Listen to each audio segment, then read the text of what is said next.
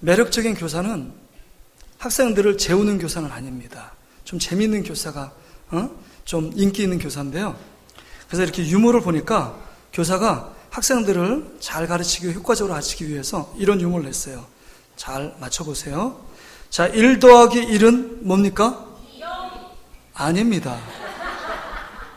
여기 막 나오네. 1 더하기 1은 귀염이 아니에요. 1 더하기 1은 이거 아재 개그래서 중노동입니다. 중노동. 1 더하기 1은. 1 빼기 1은 뭘까요? 1 더하기 1이 중노동이면 1 빼기 1. 자꾸 1이 없어져요. 백수입니다. 자, 2 더하기 2는 뭐죠? 2 더하기 2를 했어요. 덧니. 틀리까지 나가지 맙시다. 덧니. 요게 악권이에요. 요거 하고 마칠게요. 100 곱하기 100 곱하기 100은?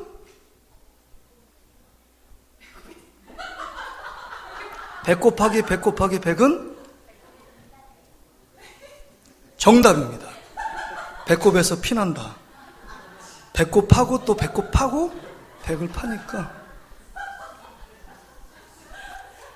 아직 이해 못해가지고 저쪽은 이제 집에 가서 웃으시면 됩니다. 아니면 영상을 보세요. 이렇게 보면 여러분, 교육만이 100년 대계를 세우는 유일한 길입니다. 한 개인이나 한 나라나 교회도 교육이 충만히 이루어지지 않을 때 그 개인이나 나라나 교회는 오래 갈 수 없습니다. 흥망성쇠가 교육에 달려 있습니다. 정말 끊임없이 가르치는 나라, 개인, 가정, 교회는 흥할 수밖에 없습니다. 그럼에도 불구하고 교육이 부재되어 있고 가르침이 없는 단체나 기관, 개인은요 망할 수밖에 없고 미래가 없습니다. 이런 가르침은 그냥 다음 세대로 흘러가는 것이 아니라 여러분이 알지 못했던 수많은 교사들에 의해서 그 민족의 역사와 또한 중요한 가치들이 전승되고 계승돼 온 겁니다. 그렇다면 여기서 질문이 필요해요. 누가 교사인가 하는 겁니다. 누가 그런 가치를 전승하고 계승할 책임 있는 자인가 하는 겁니다. 누가 교사예요? 우리가 스승의 주의라면 드는 선입관적인 생각이 우리 교회 주일학교, 유치부, 유초등부, 중고등부 교사들이 있습니다. 한 20여 명 있는데 그 교사들일 거다. 그분들을 위한 시간이다 라고 생각할 수 있는데 그분들을 위한 시간 맞습니다. 그러나 정확히 말하면 그분들만 교사이냐 하는 겁니다. 부모는요 위대한 교사인 줄 믿습니다. 여러분, 주일학교 교육은 1시간에서 1시간 반으로 끝나요. 근데 여러분, 정말 하고 싶지 않아도 이 부모는요 교사라는 직분에서 떠날 수 없어요. 내가 기분이 좋든 기분이 나쁘든 정말 환경이 넉넉하든 넉넉하지 않든 우리 자녀들을 키우고 양육하는데 여러분 자유로울 수 없습니다. 그러기에 부모는 위대한 교사일 수밖에 없어요. 여기 지금 자녀를 갖고 있지 않고 그 다음에 뭐 손주 손녀들이 없다. 그렇기 때문에 나는 교사가 아니다. 그분도 교사입니다. 왜냐하면 나를 통하여 주위 사람의 영향을 미치고 있다. 그건 교사입니다. 특별히 저는 주일학교 교사뿐만 아니라 우리 구역장님, 부역장님 참 수고하시는 것 같아요. 무슨 월급 받고 하는 일도 아니지만 빠지면 빠진다고 전화해 뭐 했어? 그 다음에 막 이렇게 막 사랑으로 섬기는 모습 볼 때 교사와 똑같이 수고하고 섬기는 겁니다. 구역장님도 교사하고 신배가 없어요. 기관장님들, 그 직분자들, 그래서 여러분 밑에 우리 성도들이 있고 그늘이 있다. 그럼 여러분이 인정하든 인정하지 않든 여러분 교사입니다. 그렇다면 이런 모든 관점에서 보면 우리 모두는 교사일 수밖에 없다는 겁니다. 한번 고백해 봅시다. 옆 사람한테. 자, 우리가 다 교사입니다. 자, 싫으세요? 우리가 교사라는 거? 여러분, 내가 교사라는 어떤 믿음의 정체성을 갖는 것과 같지 않는 그것은요 신앙의 삶의 밀도가 틀려요. 아, 내가 교사구나. 그러기에 내가 말 한마디 행동 하나 조심해야 되겠구나. 나를 통해서 다른 사람들이 정말 무의식 중에도 영향을 받고 있다는 사실을 여러분 기억한다면 내가 교사라는 사실을 갖고 있는 게 여러분 중요하다는 겁니다. 오늘 본문에 보면 바울이 3차 선교여행을 끝마칩니다. 천신만큼 끝에 하나님의 은혜로 성공적으로 3차 여행까지 끝내고 하나님의 인도하신 가운데 예루살렘으로 입성하여 발길을 돌립니다. 그 가는 중간에 이 밀레도라는 지역에 와서 가장 많이 사역했던 에베소 3년 동안 사역했거든요. 3년 동안 사역한 그 근황도 듣고 싶어서 거기에 있는 리더들, 장로들을 청해서 밀레도에 급히 오라고 전가를 보냅니다. 장로들이 와요. 장로들에게 정말 지금까지 어떻게 이후에 내가 떠난 이후에 어떻게 진행됐으며 복음의 진보가 어땠으며 이런저런 상황을 얘기한 다음에 그에게 마지막으로 이제는 고별 설교할 때가 됐습니다. 육신의 눈으로 이제는 마지막으로 볼 수밖에 없는 상황이에요. 왜냐하면 예루살렘에 가면 고초와 환란이 기다리고 같은 넘어서 로마에 가면 반드시 자기가 순교된다는 사실을 알고 있었기 때문에 마지막으로 만나는 고별 설교, 마지막 유언 같은 말을 지금 밀레도에 모여있는 장로들이 하고 있습니다. 그러면서 얘기해요. 내가 3년 동안 너희들을 어떻게 섬겼는지를 너희들은 꼭 알아야 된다. 3년 동안 내가 교사로서 사도였지만 교사로서 어떤 일을 감당했는지 너희들은 이것을 알고 이 본을 따라 너희들도 섬겨야 된다라고 강력하게 지금 외치고 있습니다. 그렇다면 이 본문의 말씀을 통해서 정말 위대한 스승인 예수 그리스도, 우리의 신앙의 모델인 예수 그리스도와 그 다음으로 가장 영향력을 미쳤던 사도 바울이 어떠한 교사로서의 우리 앞에 서 있는지를 함께 살펴보면서 우리가 주님께서 원하시는 교회 교사상을 함께 살펴보기를 원합니다. 첫째는요, 이 본문 22절 24절에 보니까 성령의 능력을 의지하는 교사가 사도 바울이었습니다. 여러분 22절 말씀 보세요. 22절에 보니까 여러분 그의 삶을 지배하고 다스린 것은 성령이었습니다. 그 자신의 힘과 지혜와 말이 아니에요. 보라, 이제 나는 성령에 매여서 예루살렘으로 간다. 성령에 매여서 예루살렘에 간다는 거예요. 전 인생 가운데 성령이 나를 주도했고 성령이 나를 이끌어가는 인생이었다라고 말해요. 23절에도 보면 오직 성령이 각성해서 내게 증언하였다라고 얘기해요. 늘 성령의 소리에 민감하게 반응했던 사람이 사도 바울이었고 또한 교사였습니다. 그리고 이런 성령의 충만함을 통해서 24절, 여러분이 너무 잘 아는 내가 달려갈 길과 주 예수께 받은 사명, 곧 하나님의 은혜의 복음을 증언한 일을 마치려 하면은 나의 생명조차 조금도 귀한 것으로 여기지 않겠다. 여러분, 생명이 끊어지고 생명이 위협받는 일이 여러분 가벼운 일이에요? 작은 일이에요? 그렇지 않습니다. 엄청난 두려운 일이에요. 그럼에도 불구하고 생명을 놓는 일, 나 두렵지 않다. 예수 그리스도의 십자가 복음을 가르치고 전파하는 것, 성령의 능력으로 가르치고 전파하는 것, 그것이 나의 일이다라고 고백하고 간증하고 있는 모습을 봅니다. 여러분, 이 사도 바울의 이런 고백은요, 그냥 갑작스럽게 나온 고백이 아니에요.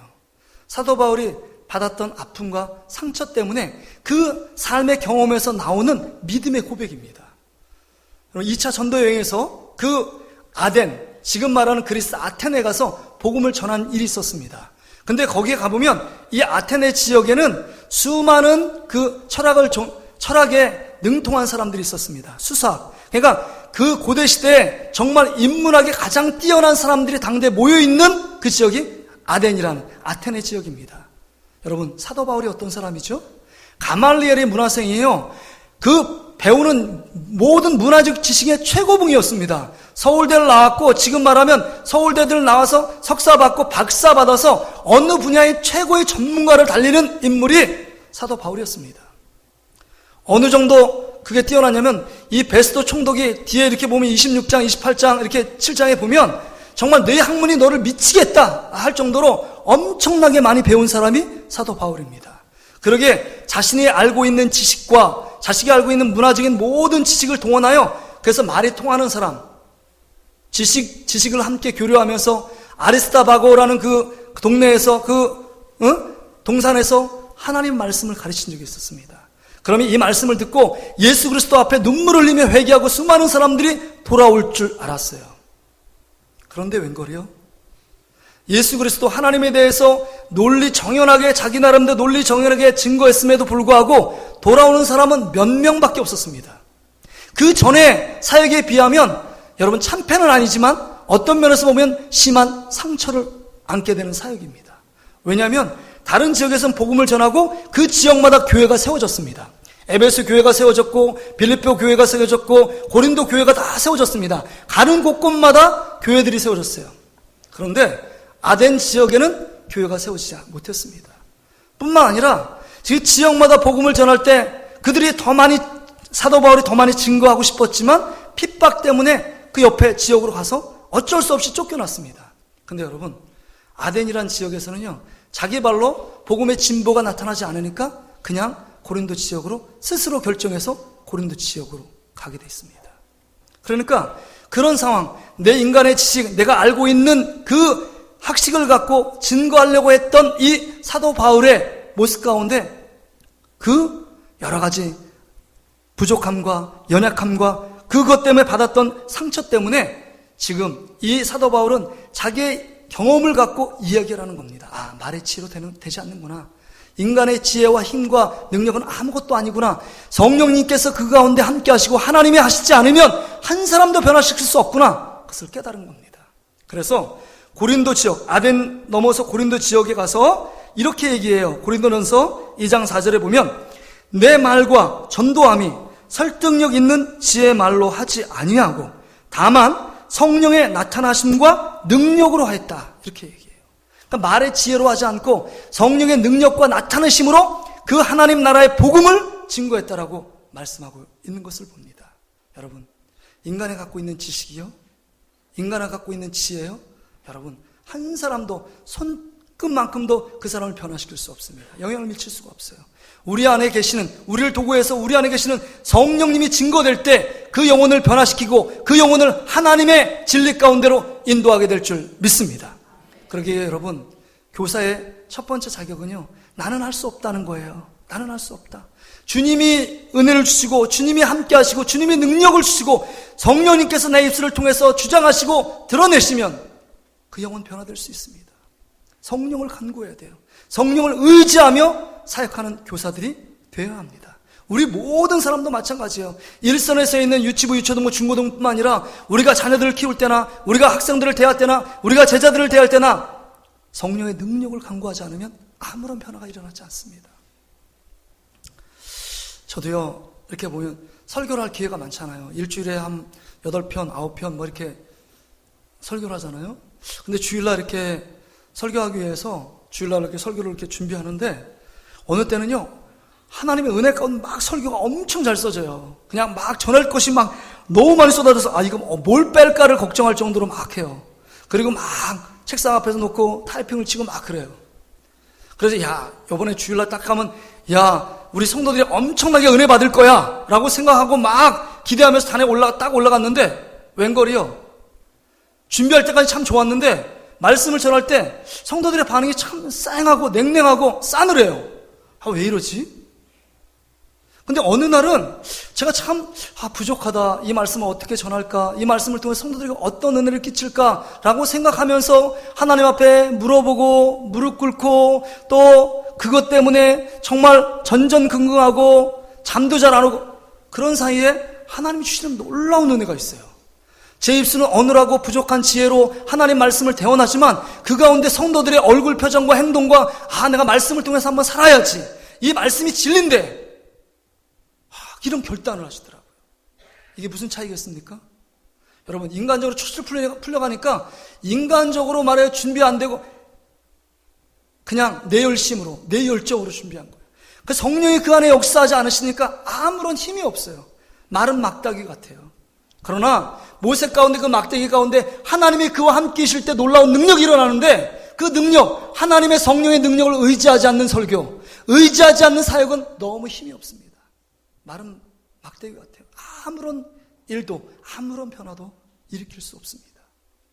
여러분, 우리의 자녀들, 우리가 가르치는 학생들이 삶의 변화를 일으키려면 내 능력, 내 경험, 내 지식, 내 힘이 중요하지 않습니다.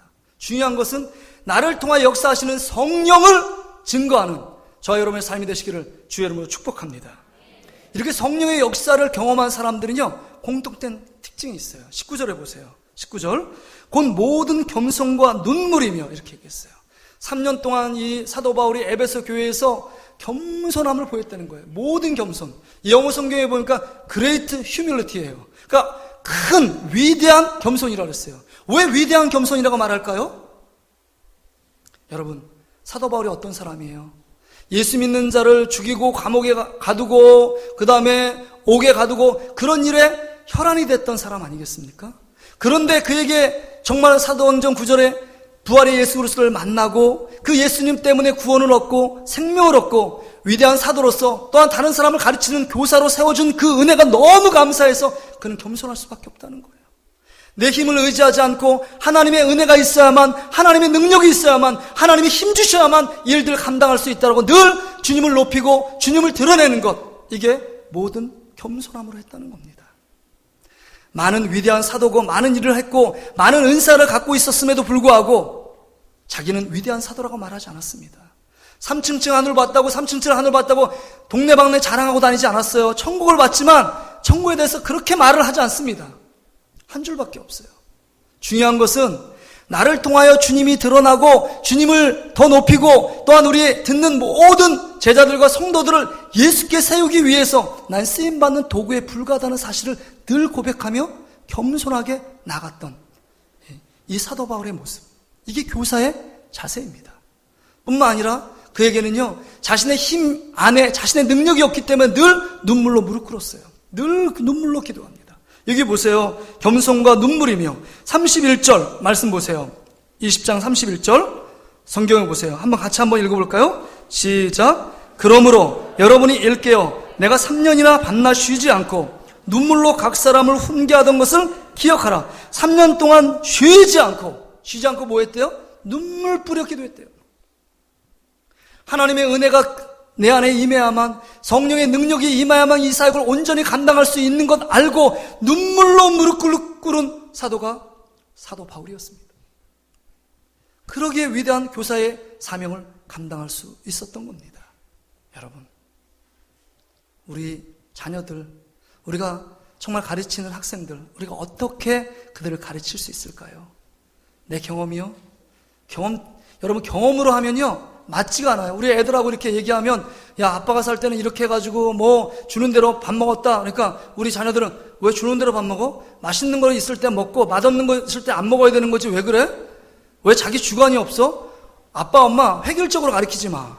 내가 먹고 싶을 때 먹고 맛없을 때 안 먹는 거야. 이렇게 해요. 그러니까 옛날 보릿고개 시대 가운데 니들 이렇게 해서 니들 먹어야 된다. 떡볶이 하나 해주면 잘 먹을 갈지. 요새는 아이들, 초등학교 아이들이 떡볶이 잔치 한다고, 여러분, 그것 때문에 모이는 아이들은 없어요. 요새는요, 자기 스스로나 집에서도 떡볶이 이상 더 잘 먹고 있기 때문에 요새는 그 옛날의 방식을 고집하면 안 돼요. 중요한 것은 자기의 유행을 따라, 최신 유행을 따라간다. 여러분, 나이 먹어서 따라갈 수도 없잖아요. 근데 그 본질을 붙잡아야 돼요. 그 영혼을 사랑함으로 성령의 능력을 힘입고 늘 겸손함과 눈물 갖고 무릎 꿇고 기도하면 하나님께서 아무리 나이 먹은 교사라고 젊은 교사일지라도 성령의 지혜와 능력을 통해서 그 영혼을 사로잡고 예수님께, 하나님께로 인도하게 될 줄 믿습니다. 이게 능력이에요. 사도 바울의 이런 능력입니다. 여러분, 성령을 의지하는 모든 성도들이 되시기를 주의 이름으로 축복합니다. 두 번째는요, 오늘 이 본문에 보니까 20절에 보니까 이 사도 바울은요, 끝까지 가르치는 열정 있는 교사였어요. 한번 20절 말씀 보세요. 같이 읽습니다. 시작. 유익한 것은 무엇이든지 궁중 앞에서나 집에서나 꺼리낌 없이 여러분에게 전하여 가르치고, 그러니까 유익한 거, 복음에 대해서, 진리에 대해서, 영적인 것에 대해서 유익한 것은요, 무엇이든지 또한 공중 앞에서나 각 집에서나 꺼리낌 없이 여러분에게 전하여 가르쳤다. 이 말은요, 어디서든지 무엇이든지 언제든지 누구에든지 끝없이 쉼없이 가르쳤던 교사가 사도 바울이었습니다. 그래서 여러분, 바울의 생애를 보면요, 에베소 교회에서 3년 동안 쉴 수 없이 가르쳐요. 근데 이 에베소 교회에 다른 지역과 전략을 바꿉니다. 예전에 복음을 전하니까 핍박해서 다른 지역에 갈 수밖에 없었어요. 근데 복음을 받아들이는 사람도 많았는데 복음을 받아들이는 사람들이 핍박자 때문에 복음을 더 이상 계속적으로 들 수 없었습니다. 그러니까 에베소 교회 가니까 그들 가운데 처음에 회당에서 복음을 전할 때 그것에 반응하고 예수 그리스도를 믿기를 원하는 자들을 또 따로 모아서 두란노 서원에서 2년 동안 매일 동안 강론합니다. 이게 19장 9절에 나와요. 매일 동안 강론했다. 매일 동안 말씀을 가르치니까 아시아에 있는 유대인과 헬라인들이 이 복음의 말씀을 듣고 복음으로 충만하게 됩니다. 교회와 사회 속에 이 복음이, 그 말씀이 흥황하고 세력을 얻었다는 말씀이 기록되어 있어요. 날마다 복음을 외치고 날마다 가르치니까. 여러분, 이게 이 가르침의 사역, 쉼없이 가르치는 사역, 이 사역을 통해서 사도 바울이 엄청난 일들을 행하는 것을 봅니다. 여러분, 예수님의 사역도 보면 3대 사역이라고 말할 수 있어요. 무슨 사역이요? 3대 사역. 그래서 마태복음 4장 23절에 보니까 이렇게 말씀합니다. 예수께서 온 갈릴리에 두루다니사 그들의 회당에서 가르치시며 천국 복음을 전파하시며 백성 중에 모든 병과 모든 약한 것을 고치시니. 그 3대 사역이 뭐예요? 가르치시고, 그 다음 뭐예요? 전파하시고 고치시는 사역입니다. 그러니까 사도 바울이 똑같이 따라요. 그 중에 3가지 중에 첫 번째로 언급되는 게 뭐예요? 가르침의 사역이에요. 쉴 새 없이 가르쳤습니다. 그래서 사도 바울은요, 감옥에 있을 때, 빌립보 감옥에 있을 때도 간수장에게 복음을 전하고 가르칩니다. 그래서 간수장의 그 가정이 구원에 이르는 놀라운 축복을 받아요. 뿐만 아닙니다. 사도행전 25장, 26장, 27장 이렇게 보세요. 그 감옥 속에 있을 때 또한 심판 가운데 신문을 받고 재판 가운데 신문을 받은 생명의 엄청난 위협 가운데 있을지라도 조그만 시간만 주어져도 예수 그리스도의 십자가 복음을 전파하고 가르치는데 집중했습니다. 조금만 시간이 있어도 쉴 새 없이 가르쳤던 이 복음의 열정, 주님을 사랑해서 나를 구원하신 그 자격 없는 자에게 이런 교사의 사명을 주고 사도의 직분을 준 것에 감사해서 쉴 새 없이 복음을 전하는 이 사도 바울의 열정을 봅니다. 유대인의 교육을 보면 쉐마 교육법이에요. 쉐마라는 뜻이 히브리어로 들으라 이스라엘이요. 그래서 그들의 핵심 가치가 늘 하나님의 말씀을 언제든지 무엇이든지 누구든지 어떤 상황이든지 복음을 들을 수 있도록 하는 겁니다. 그러니까 미국의 경제를 쥐고 있는 사람들은 다 유태인들입니다. 세계 경제를 쥐고 있는 4분의 1은 다 유태인들에 의해서 이 세계가 경제, 정치, 외교, 국방, 안보까지 다 잡혔다고 말해도 과언이 아닙니다.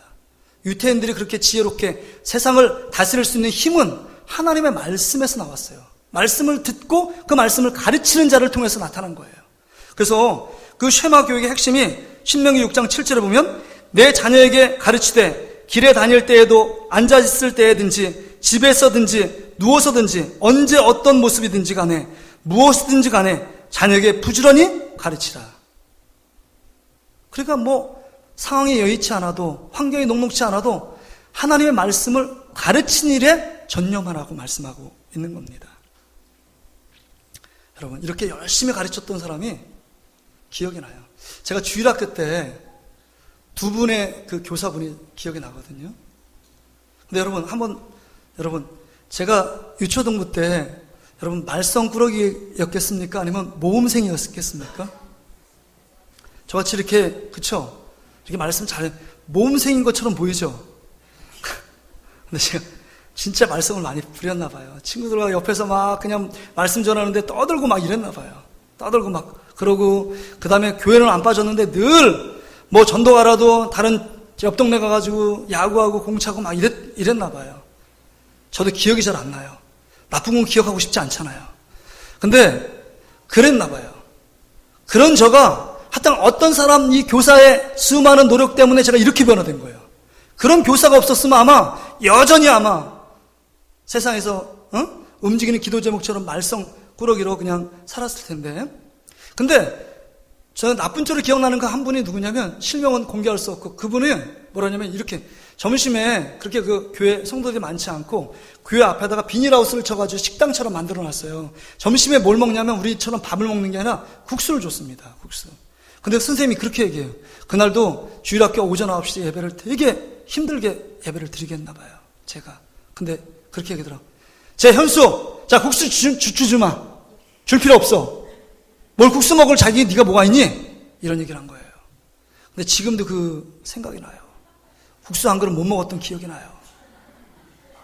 여러분, 사람들이 시험 드는 게 큰일 갖고 시험 안 들죠? 부부싸움에도 큰일 갖고 부부싸움 안 하죠? 작은 일이잖아요. 근데 여러분, 먹는 일에 막 참여해야 돼요. 뿐만 아니라 여러분 여기 교사 있어요? 여러분 말썽꾸러기한테 여러분 미운 사람 떡 하나 더 준다고 늘 그거에 배제하면 안 됩니다. 더 사랑을 주고 더 품어줘야 돼요. 그거에 지금 그 당시에 몰라도요, 그 머릿속에 생각돼요. 자기도 잘못했는데 그 선생님이 나를 위해서 헌신하고 사랑했던 기억이 있어요. 근데 제가 이제 중학교, 고등학교 들어가고 대학교 들어가서 이렇게 교사를 해보니까, 야, 저 같아도 좀 힘들었을 것 같아요. 저 같은 그 학생이 있었으면. 이해가 되더라고요. 그 선생님 마음이.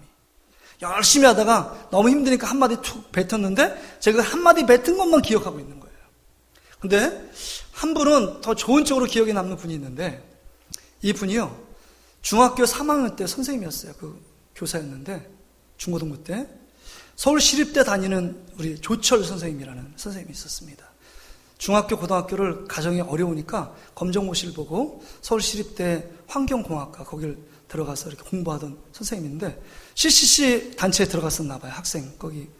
그래서 늘 거기 우리 교회 앞에 산정형교회 무덤터가 있는데 비석을 이렇게 세웠는데 꼭 할 말 있으면 그 무덤터로 저를 데리고 가요. 그래서 너 앉아. 그리고 그 비석 앞에 거기 딱 우리 앉기 딱 좋잖아요. 그래서 앉아서 도란도란 얘기를 하는데, 어느 날은 CCC 4학년 책자를 들고 너 예수 그리스도 영접해야 된다. 너 예수 믿니? 맨날 이런 말씀 물어보시고, 너 학교 생활 어떠니? 공부 열심히 하고 있어? 너 왜 공부하는 목적이 뭐야? 너 그리고 앞으로 고등학교 어디 갈래? 대학교 무슨 과를 선택할래? 이렇게 늘 가르치고 사랑을 가졌던 선생님이었어요. 그러니까 제가 지속적으로 멘토처럼 물어보고 그 다음에 또 기도를 부탁하고 그랬습니다. 거기 나와서 KDI 연구소 뭐 가끔 가다 보면 TV에서도 가끔 나오더라고요. 그래서 내가 가끔 나왔다고 전화해. 아, 선생님 나왔어요. 그러니까 그것도 봤니? 왜 공부하지 않았고 그거 봤니? 뭐 이러면서 하셨는데 참 괜찮은 분이었어요. 그래서 제가 커서 저분처럼 되고 싶다 이런 생각이 들더라고요.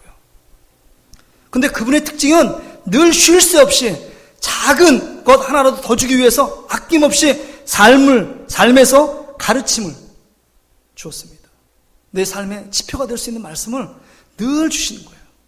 제가 경험이 없고 부모님을 통해서 그런 것들을 받지 못했는데 주일학교 가면 그 선생님을 통해서 한마디 한마디가 제 인생 가운데 중요한 모토가 되었습니다.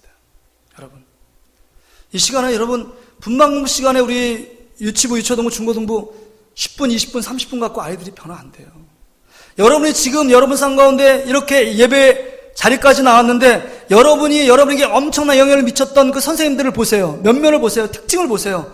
여러분이 그 외의 시간에, 분방공부 외의 시간에 그와 함께 교제하고 식사하고 그들의 삶을 쪼개고 니들 믿음 생활 잘해야 된다, 사랑을 나눠주고 정말 한마디 한마디 가르침을 주었던 선생님들을 기억하고 있을 겁니다. 여러분, 지금 이 사도 바울은 늘 어느 순간 어느 위치에도 사랑의 마음을 갖고 끊임없이 가르침을 쉬지 않았습니다. 이 모습이에요. 그래서 늘 곁길로 가지 않도록 바른 진리 위에 세워지도록 그 에너지와 지칠 줄 모르는 힘을 갖고 가르침에 전념해 가는 것을 봅니다. 이게 정말 교사로서의 바른 자세입니다. 세 번째 마지막으로는요, 21절에 보니까 복음으로 무장된 교사입니다. 우리 21절 말씀 같이 한번 읽어보겠습니다. 시작. 헬라인이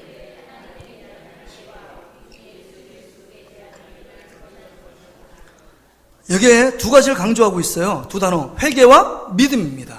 이 회개는 여러분 회개와 믿음과는 밀접한 관계가 있잖아요. 여러분 우리의 죄를 회개하고 예수 그리스도를 믿는 믿음이 생긴 거잖아요.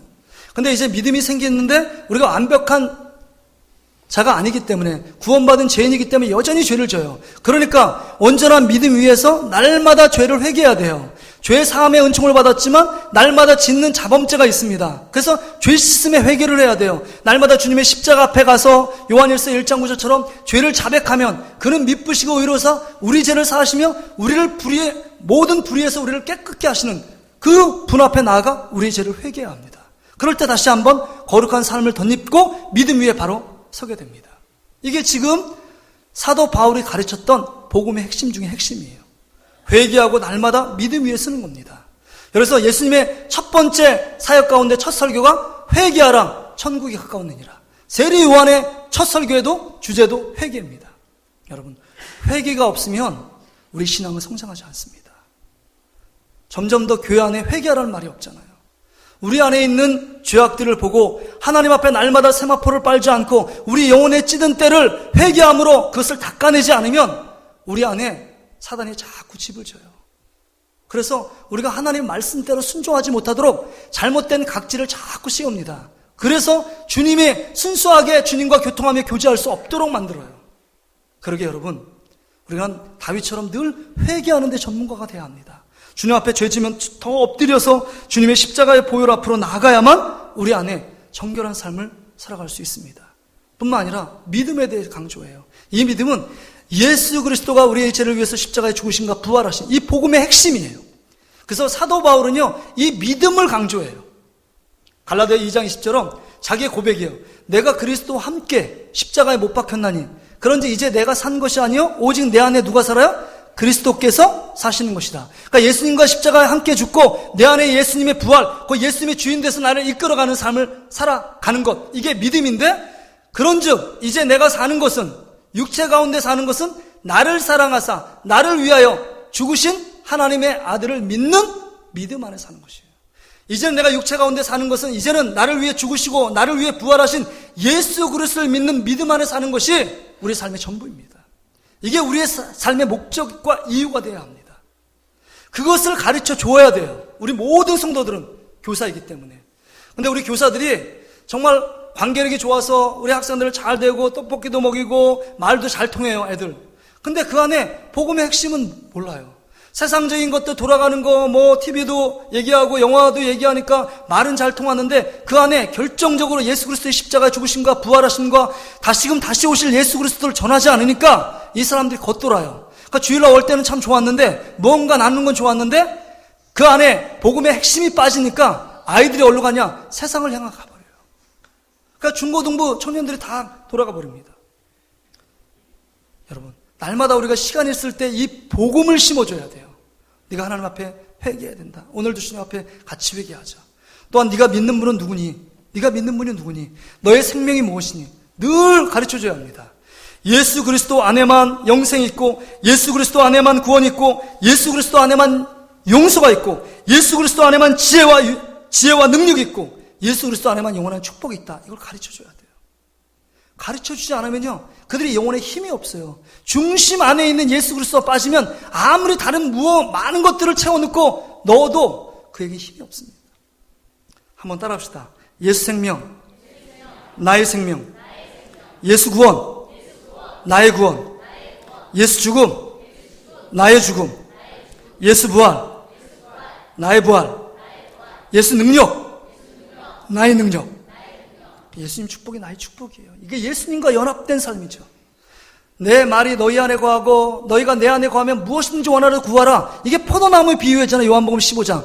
예수님과 온전히 덧붙여진 인생, 쫙 달라붙는 인생, 그 인생 또 만들도록 지금 떨어져 있는 우리 자녀들과 우리 학생들을 예수 앞으로 점점 더 가까이 붙이는 것, 이게 교사의 역할이라는 거죠. 근데 예수라는 목적 앞에 다가와야 되는데 세상에 무슨 지식, 학교가 전인적인 지식을 줘서 그 인격과 삶이 못 변화돼요. 구원을 줄 수가 없습니다. 교회만이, 우리 교사만이, 여러분 부모님만이 그 일들을 할 수 있습니다. 말씀을 정리합니다. 여러분이 잘 아는 워너메이커, 19세기 후반에서 1922년도에 그 소천했는데, 워너메이커 백화점 왕이에요. 존 워너메이커. 그 책을 읽어보니까 이 존 워너메이커가 참 교훈되는 한마디가 제 마음에 지금까지 새겨져 있습니다. 뭐냐면, 미국 대통령이 엄청난 뛰어난 경영을 통해서 백화점으로서 미국 경제뿐만 아니라 전 세계의 경제를 한 손에 좌지우지하고 있는데, 그 특별한 기법을 갖고 최신부 장관으로 좀 수고해달라고 그 말을 제안했을 때 이 워너메이커가 이런 저에 거절합니다. 전 못합니다. 왜 못하십니까? 저는 주일학교 교사를 해야 되기 때문에 그 일들 못합니다. 이 주일학교 교사가 너무 중요한 일이기 때문에 저는 그 일을 손을 뗄 수 없습니다.